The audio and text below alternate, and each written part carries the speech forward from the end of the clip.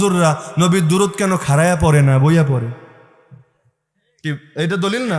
যদিও খাড়ায়া পড়ে না ভুয়া কথা, খাড়ায়াও পড়ে, বইয়াও পড়ে, শুয়াও পড়ে, যখন যেমনি থাকে এমনিই পড়ে, কিন্তু কোনো একটা অবস্থারে সীমাবদ্ধ করে না। কয় না যে পড়তে হইলে শুয়েই পড়তে হইব, পড়তে হইলে মাথা নিচে দিয়া পায়ে উপরে দিয়ে পড়তে হইব, পড়তে হইলে এই সিস্টেমেই পড়তে হইব, এরকম সীমাবদ্ধ করে না। বরং বলে সব সময় পড়বো। নবীর কি খালি খাড়ায় ভালোবাসবো নাকি? খাড়ায়ও বাসবো, বৈশাও বাসবো, শুয়েও বাসবো। যেই লোকের পা নাই তেলেও খাড়াইবো কেন? ওর কি ভালোবাসা লাগবে না নাকি? ওয়াকুমু লিল্লাহি কানিতিন, দাঁড়ালে একমাত্র আল্লাহর জন্য দাঁড়াবো। আল্লাহর জন্য দাঁড়ানোর আদেশ একান্তে বিনীতভাবে অনুগত হয়ে তার সামনে কিয়াম করার আদেশ তিনি দিয়েছেন। যেই কাম আবু বকর না করেও শ্রেষ্ঠ হয়েছেন, আশরায়ে মুবাশশারা না করেও জান্নাতের সুসংবাদ জমিনে বসে পেয়েছেন, আহলে বাইত না করেও এত ফজিলত পেয়েছেন, নবীর সাহাবীরা না করেও রাদিয়াল্লাহু আনহুম আজমাইন এই ঘোষণা শুনেছেন। আমাদের আগ বেড়ে বেশি পণ্ডিতি করার দরকারটা কি? ইসলাম তো আমার বাপের সম্পত্তি না যে আমার নিজের নতুন করে ব্যাখ্যা করা লাগবে। আবু বকর যেই কাম করে নাই, তোমার করার এত এসকো জাগলো কেন? আবু বকরের চাইতে বেশি পীড়িত হয়ে গেছে নাকি? নবীর জন্য আবু বকর যা করেছে ধারে কাছে করছো জীবনে? এক আবু তালেব যা করেছে তাও তো করতে পারো নাই, তা আবু বকরের চাইতে বেশি ভাব দেখাতে আসার দরকারটা? এই যুগে বেশি বুঝতে বুঝতে বুঝতে ইসলামের ভার্সনের অভাব নাই। এই যে মুতাজিলা, খারেজি, রাফেজি, মুরজিয়া, কাদরিয়া, লাদরিয়া, জাবরিয়া, কাদরিয়া, মুশাব্বিহা, মুআত্তিলা, মুজাসসিমা, হাসাউইয়া, কাররামিয়া, লাদরিয়া, ফিরকার অভাব নাই। আবার আপডেট হিজবুত তাওহীদ, কাদিয়ানি, আহলে কোরআন, এই সেই বলতে চাইলে মুখে ফেনা উঠে আসবে। তো এত ফেরকা তৈরি হয়েছে, যদি সবাই কোরআন সুন্নায় সীমাবদ্ধ থাকতো ফেরকা একটাও তৈরি হতো? কিন্তু কোরআন সুন্নাহ ভাল লাগে না, এক লাইন বেশি বুঝতে হবে। আল্লাহ বলে জান্নাতে গিয়ে আল্লাহরে দেখবা তোমরা, উজুহু ইয়াউমাইযিন নাযিরা ইলা রাব্বিহা নাযিরা। মুতাজিলারা কয় না রে, আল্লাহরে দেখমু কেমনে?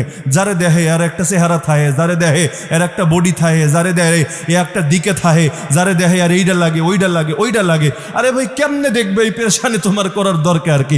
আল্লাহ বলেছেন দেখবা, ব্যাস। তোমার মাথা ঘামানোর দরকারটা কি বলল?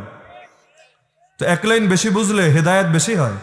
ফজর নামাজ 2 রাকাত 4 রাকাত পড়লে কয় নাকি বাড়বে।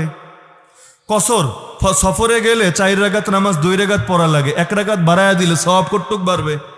তো বাড়ানোর দরকার আছে নাকি? অনেকে সালাম বাড়ায়, দেখবেন আসসালামু আলাইকুম ওয়া রাহমাতুল্লাহি ওয়া বারাকাতুহু। সুন্নাত হলো সর্বোচ্চ এতখানি, থাম এবার। কিন্তু ওয়া বারাকাতুহুতে থামতে পারে না। মাগফিরাতুহু ওয়া রিজওয়ানুহু ওয়া জান্নাতুহু ওয়া রাহমাতুহু ওয়া বারাকাতুহু ওয়া নুসরাতুহু কইতে কইতে জাহান্নামু। তো বাড়ানোর দরকারটা কি? নবী যেখানে এসে থেমে গিয়েছেন, তুমি থেমে যাও, তাহলে এত ভার্সনও পয়দা হবে না। ইসলাম হার জামানা একটাই থাকবে।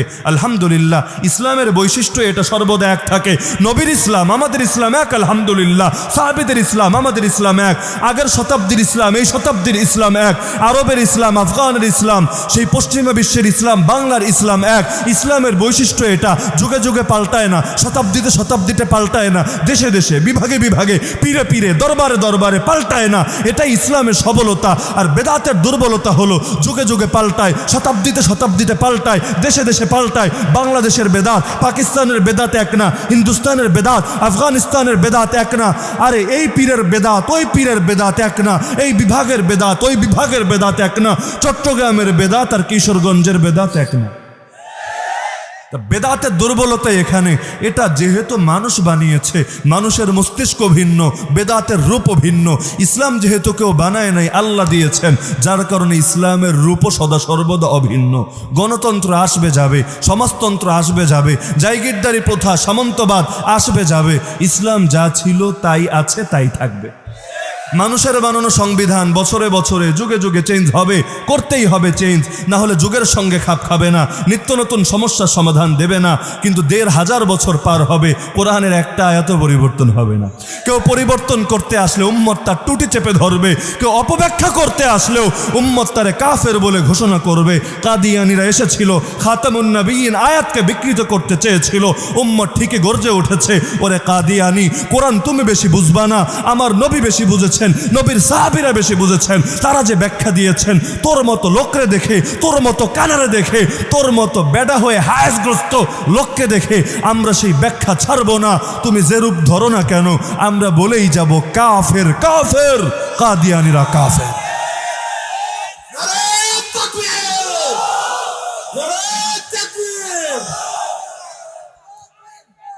তো এটাই স্বাভাবিক, পৃথিবীতে এটাই স্বাভাবিক যে সব দিন সমান যাবে না, যাচ্ছেও না, কিন্তু দিন যেমনই যাক আমার ঈমান বিকৃত হবে না। পারবেন না ইনশাআল্লাহ?